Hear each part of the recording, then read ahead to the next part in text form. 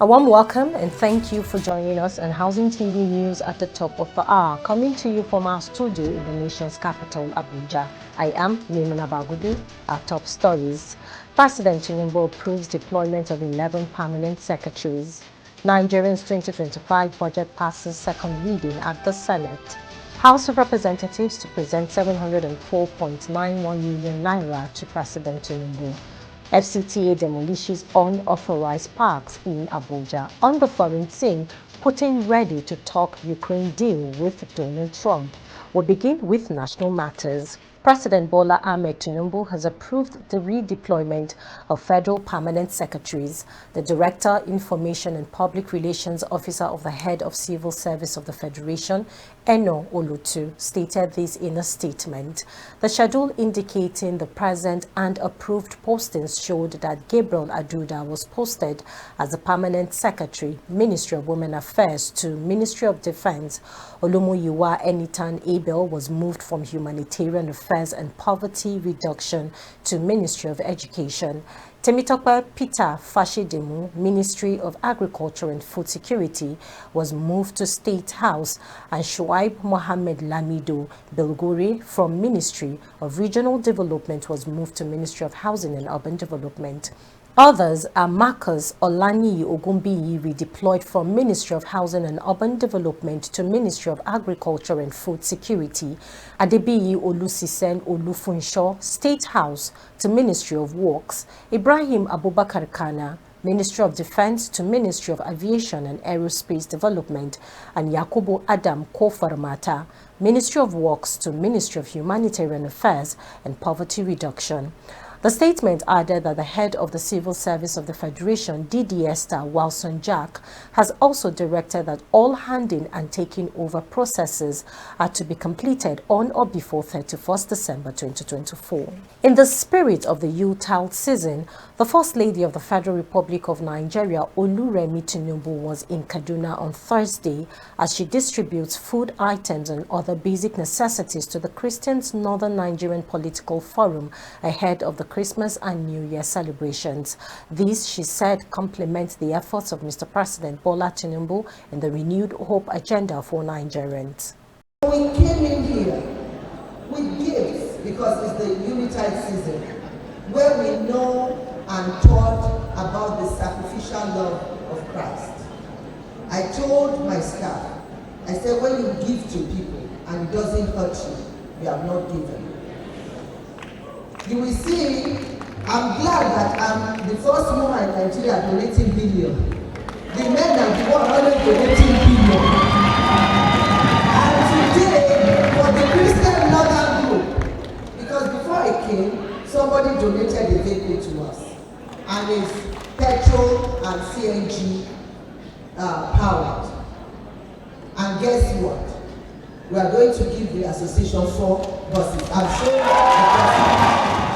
While appreciating the gesture, Governor Obasani on his part says the renewed hope agenda means well for all, as the state and federal government is doing their best to provide good governance for the populace. This event is also an affirmation of President Bola Ahmed Tinubu's commitment to alleviating the pains of Nigerians. Our dear President and leader has initiated many social intervention programs aimed at bringing support to the weak, poor, and vulnerable in Nigeria. He is a listening president. He hears the cries of his people and takes measures to lessen their pains. He is taking steps to address our economic challenges. We from the Nigerian Governors Forum, we are indeed very appreciative of the wonderful work our dear First Lady is doing. We acknowledge with commitment the economic realities of our time and the consequences of the reform policies of the renewed hope agenda, which we all signed into. for a better Nigeria. In another development, the federal government on Thursday flagged off the Greater Dutse water supply project worth 59.4 billion naira at Siltilmawa village in Ringim local government area of Jigawa State. The project, when completed, will provide adequate and clean water to residents of Dutse, the state capital. The project, which was conceived 24 years ago, is now being taken up by the present administration of President Bola Tinubu, who has funded it to provide basic necessities to the people of Jigawa State. Speaking at the project site, the Minister of Water Resources and Sanitization, Professor Joseph Osivi, said the project will be completed within 24 months and will provide 10 million liters of water to residents of the area. The Nigerian Labour Congress on Thursday kicked against the alleged exclusion of labour unions in the formulation of the new tax policy by the federal government, urging the National Assembly to halt deliberation on the proposed legislation until wilder consultations were made on critical aspects. This was made known in a communique issued after its National Executive Council meeting held in Owerri, Imo State, and signed by the NLC President Joe Ajaero and General Secretary Emmanuel Ugwaja. It said that workers who are one of the critical stakeholders of any tax regime were not consulted by the initiators of the new tax reform bills, describing the said exclusion as unacceptable and undermining the principles of tax justice. NLC also described as disturbing a report that Nigerians paid a staggering 2.23 trillion naira in ransom to kidnappers this year alone, experiencing concerns over what it described as worsening insecurity in the country. In Edo State, the immediate past administration of Governor Godwin Obaseki is said to have left a contractual debt burden of about 200 billion naira, accruing majorly from commitments to contractors who were only given mobilization fees. This disclosure was made in a press conference by the chairman of the Assets Verification Committee, Ernest Umahike, recently set up by Governor Monday Okpebolo to look into some activities of the Godwin Obaseki-led administration. Now to the Senate, where the House has passed for a second reading the 2025 appropriation bill of 49.7 trillion naira presented before the joint session of the National Assembly by President Bola Tinubu. Leading the debate on the general principles of the 2025 appropriation bill during the plenary on Thursday, the Senate leader Opeyemi Bamidele announced that the bill is deemed to have been read for the first time by the presentation before the joint session of the National Assembly, hence the commencement of the general debate. 2025 budget has seen a significant increase of 74.18%. reaching 49.7 trillion in nominal terms, signaling a bold fiscal strategy aimed at addressing persistent infrastructure gaps and development challenges. Majority of the senators who made contributions to the debate commended President Tinubu for the budget, saying it was indeed a budget of restoration. The focus of the budget on national security and defense is commendable. The focus on investing in people, investing in education, investing in healthcare and infrastructure is highly commendable. But I would like to draw attention before I sit to the fact that there is clear omission, not really an omission, maybe because we have not passed the South-South Development Commission bill. But I just want us to draw attention to the fact that whereas funding has been provided from all other development commissions, zonal development commissions, that of the South-South, maybe because it has not been assented to law, we must commend our armed forces, but we must continue to demand for better and improved performance. And with this kind of funding, I think what we need to do is to keep our eyes on the ball. That is to say that we ask for accountability. We insist on transparency. Not keep ourselves peacefully I don't see how we can even do anything in Nigeria. In putting defense and security as a top priority, it means we will do a lot to go back to agriculture. But once we go to agriculture, I would like to see where this budget will address some issue and put stimulus into banks like Bank of Agriculture, the Bank of Industry, so that we can put stimulus back to the economy. They called for full implementation of the budget by the executive when approved. The future of budget is just not enough. That is written to be able to send a clear message. The clear message is all of us meet our people, our constituents, are their life being worse off last year than this year. It is important that the president pays a lot of attention to security. One of the cardinal things that he has mentioned that endeared my mind to the budget is the issue of security. I think without security, we can no longer do anything feasible. We can no longer make progress. This budget has come with a lot of hopes, and I hope the National Assembly, as it is, should be able to make sure that the performance of the budget of 2025 performs much better. To say that my experience has taught me that throwing money at people without assuring that they use the money strictly for the purpose for which it was appropriated can only lead to what I call goal displacement, replacing popular goal with what is convenient to those who are charged with the responsibility of managing resources that are appropriated for them. So I hope that if Mr. President keeps to his word and the budget works properly, we hope that energy provision will be seriously improved and our environment, especially security, improves, and we'll be able to see the light at the end of the tunnel in the present inflow of foreign investment that the government is anticipating.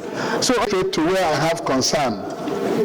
Mr. President, my concern is on the infrastructure proposed by Mr. President to be built in 2025.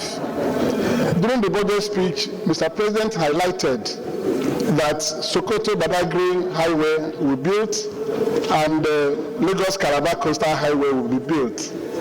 I was waiting to hear that the President will build the Port Harcourt-Maiduguri railway line, which is the Eastern Rail Line. A legacy project, Eastern Rail Line, going from Port Harcourt to Maiduguri, but it does appear that it has been overlooked again. The passage of the budget came as the Senate adjourned its plenary session until January 14, 2025, to allow lawmakers to partake in the Christmas and New Year festivities.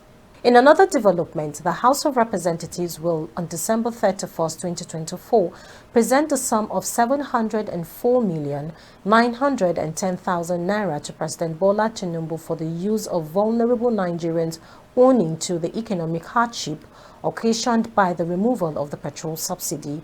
Recall that on July 18th, the House resolved to slash 50% of their salaries for 6 months to address the challenges faced by ordinary Nigerians following the adoption of a motion moved during a plenary session. Following a motion by Deputy Speaker Benjamin Kalu, the House in July resolved to donate half of their salaries to meet the hunger needs of Nigerians as part of efforts to stop the End Bad Governance protest. We take a pause here. News stories from the build sector are up next. Stay with us.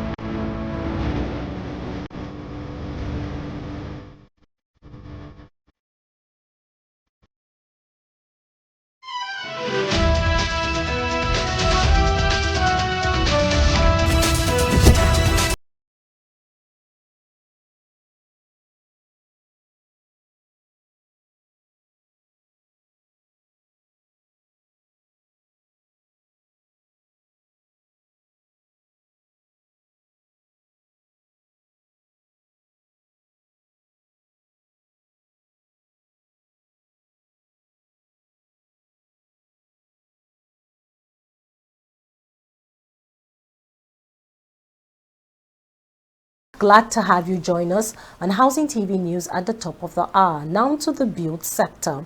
The Department of Development Control, Federal Capital Territory Administration (FCTA), has demolished unauthorized parks at Apo Zone E, Gudu District, Abuja. The department also demolished an illegal development on a green area in the district. The director of the department, Mr. Mukhtar Galadima, said during the exercise in Abuja that the structure was built without the government approval. Galadima, who was at the scene along with the officials of the Department of Parks and Recreation, said that the action of the developer was a gross violation of Abuja Master Plan. Now to Lagos State, Governor Babajide Sanwo-Olu has performed the groundbreaking for the redevelopment of the Ije Police Barracks in Obalende, which will deliver 2,200 modern housing units for police officers and their families. The governor also handed 260 new patrol vehicles and other security appliances to the Nigerian Police Force and other supporting security agencies. At the groundbreaking event, the governor noted that the project underscored the state's commitment to addressing the housing deficit and improving the welfare of security personnel. To wrap up Housing TV News at the top of the hour, on the foreign scene, Russian President Vladimir Putin said he was ready to talk anytime with the U.S. President-elect Donald Trump, who has touted his ability to strike a Ukraine peace deal within hours of coming to office. Trump, who will return to the White House in January, has talked fears in Kyiv that he could force Ukraine to accept peace on terms favorable to Moscow. Holding his annual end-of-year press conference, the Kremlin leader said his troops held the upper hand across the battlefield, but was forced to admit he does not know when Russia will take back the Western Kursk region, where Ukrainian troops launched an incursion in August. Still on the foreign scene, United States Secretary of State Antony Blinken has reiterated Americans' commitment in leading efforts to enhance local support systems for migrants and refugees, improve access to lawful migration pathways, and strengthen emergency planning and response. He noted that such efforts strengthen United States national security and foster collaboration and stability worldwide, while reducing irregular migration and helping those in need. In his statement commemorating International Migrants' Day, he acknowledged the contributions of migrants worldwide and recognized the increasingly complex factors driving migration and forced displacement, including conflict, repressive authoritarian regimes, devastating natural disasters, violence, and persecution. He stated that over the past 4 years, America has led a historic expansion access to lawful migration and protection pathways to the United States and other partner countries, while promoting accountability for those who prey on vulnerable migrants and profit from irregular migration. That's the much we can take on Housing TV News at the top of the hour. Before we go, a quick recap of our top stories. President Tinubu approves redeployment of 11 permanent secretaries. Nigerians 2025 budget passes second reading at the Senate. House of Representatives to present 704.9Visit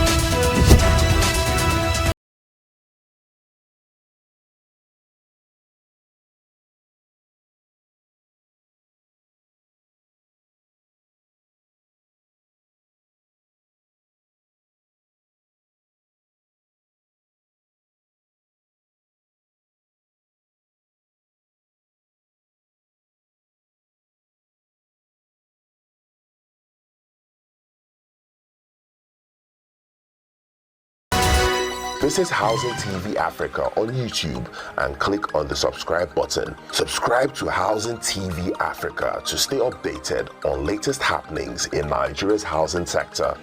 Follow our social media pages, like and share our posts. On Facebook, Housing TV Africa. On Twitter, Housing TV Africa. Instagram, Housing TV Africa. Housing TV Africa, your first in housing development broadcasting.